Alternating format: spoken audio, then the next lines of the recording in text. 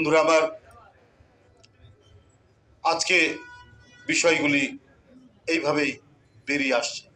মানে গর্তের ভিতর থেকে বা থলের ভিতর থেকে, ব্যাগের ভিতর থেকে কত যে বিড়াল বেরোচ্ছে, সাদা বিড়াল, কালো বিড়াল, লাল বিড়াল, একটার পর একটা বিড়াল বেরিয়ে আসছে, যেটার আসল রং এখন আমরা দেখতে পাচ্ছি। আমি তত্ত্বাবধায়ক সরকারের যে স্বরাষ্ট্র উপদেষ্টাকে ধন্যবাদ দেই। ভাই, প্রথম দেখলাম ভারতের কাঁটাতারের বেড়া মানে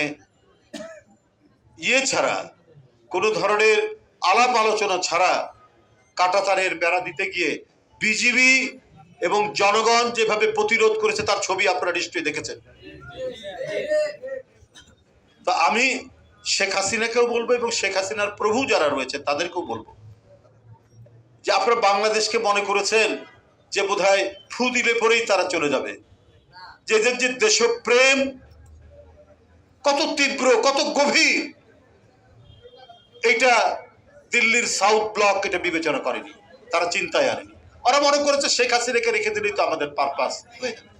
কিন্তু যাত্রাবাড়ি, উত্তরা, গাবতলী থেকে লাখে লাখে লোক যে বেরিয়ে এসে শেখ হাসিনাকে বাংলাদেশ থেকে যে তাড়িয়ে দিতে পারে, এটা ভারতের নীতি নির্ধারকরা বুঝতে পারেনি। তারা আরো বুঝতে পারেনি যে অন্যায় ভাবে শেখ হাসিনা 2010 সাল থেকে 2023 সাল পর্যন্ত যেভাবে ভারতকে আপনার যে সুবিধা দিয়েছে, সেই সুবিধার কারণে আপনার অসম যে কাজগুলো করেছে, যেটা দুইটি স্বাধীন দেশের মধ্যে মানে আলাপ আলোচনার ভিত্তিতে যে কাজগুলো করা যায় সেটা না করে জোর করে কাঁটাতারের বেড়া লাগিয়েছে। আপনাদেরকে আমরা বলে রাখি যে 160টি জায়গায় শেখ হাসিনার শুধুমাত্র সুবিধা দেওয়ার কারণে আমাদের সার্বভৌমত্বকে দুর্বল করে সে 160টি জায়গায় কাঁটাতারের বেড়া দিয়েছে। আমাদের যে সীমান্ত 4000 কতশো কিলোমিটার, তার মধ্যে 3000 সামথিং কিলোমিটার হচ্ছে অলরেডি কাঁটাতারের বেড়া দেওয়া হয়েছে। এখন 857 কিলোমিটার জায়গা বাকি আছে, সেখানে কাঁটাতারের বেড়া। আন্তর্জাতিক যে নিয়ম বিধিবিধান এবং দুই দেশের মধ্যে সময় সময় যে চুক্তি হয়েছে, আলাপ আলোচনা হয়েছে, সেটাও মানছে না যে শূন্য রেখা থেকে 150 গজ দূরের মধ্যে কোনো উন্নয়ন পরিকল্পনা হবে না, হতে গেলেও দুই দেশের মধ্যে আলাপ আলোচনা করতে হবে। সেগুলোর কোনো কিছুই তারা না মেনে কাঁটাতারের বেড়া দেওয়ার চেষ্টা করেছে আপনার লালমনিরহাটে বিভিন্ন জায়গায়।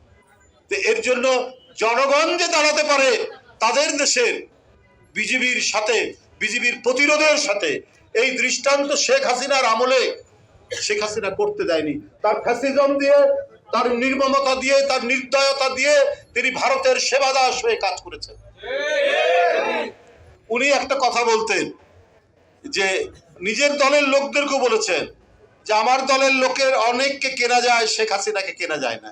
আরে আপনাকে তো সবার আগে কেনা যায়, ভারত তো আপনাকে সবার আগে কিনেছে। কেনার কারণে আপনি নিজের দেশের স্বাধীনতা, সার্বভৌমত্ব এবং গৌরবকে আপনি পদদলিত করে তাদেরকে অসম কাজ করার সুযোগ সুবিধা দিয়েছেন। যাই হোক বন্ধুরা আমার, আজকে শ্রমজীবী মানুষ, শ্রমিক ভ্যান, রিক্সা ভ্যান এবং অটো রিক্সা চালকরা তারা যে বীরত্বের, তারা যে গৌরবের দৃষ্টান্ত স্থাপন করেছে, এটা ভাষায় প্রকাশ করার মতো নয়। আমি কমপক্ষে শহীদ হওয়া 15 জন রিক্সা চালকের বাসায় গেছি। তার সন্তান বা স্বামী চলে গেছে, তার মা এবং তার পরিবার কিভাবে চলবে তার কোনো মানে তাদের কাছে সহায় সম্বল নেই।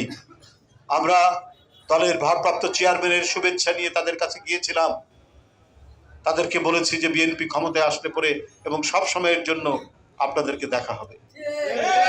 এই কথাটা আমরা বলে এসেছি। ইনশাল্লাহ যে কথা বলেন আমাদের ভারপ্রাপ্ত চেয়ারম্যান, তিনি এদেশের একজন দেশপ্রেমিক মানুষ, জিয়াউর রহমান, শহীদ জিয়া এবং দেশনেত্রী বেগম খালেদা জিয়ার সন্তান। তিনি প্রতিটি কথা অক্ষরে অক্ষরে তিনি পালন করবেন।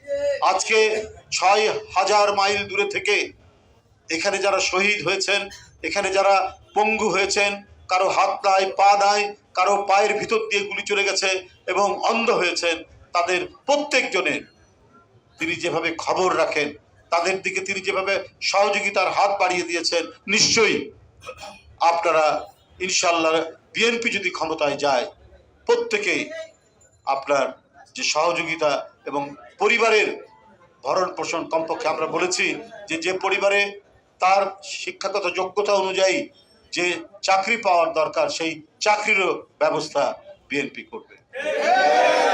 আজকের এই দোয়া মাহফিলের আমি আমাদের প্রিয় নেত্রী দেশনেত্রী বেগম খালেদা জিয়া, যিনি অনেক দুঃখ কষ্ট করে আমাদেরকে তার আদর্শের ছায়াতলে আশ্রয় দিয়েছেন, যিনি এই দেশ এবং এই জাতির প্রশ্নে কখনোই তাকে ন্যূনতম বিচলিত করা যায়নি। তিনি অত্যাচার নির্যাতন সয়েছেন, তারপরেও অন্যায়ের কাছে, অত্যাচারীর কাছে তিনি মাথা নত করেননি। আমরা সেই নেত্রীর দীর্ঘায়ু কামনা করে, আশু সুস্থতা কামনা করে আমি আমার বক্তব্য শেষ করছি। খোদা হাফেজ।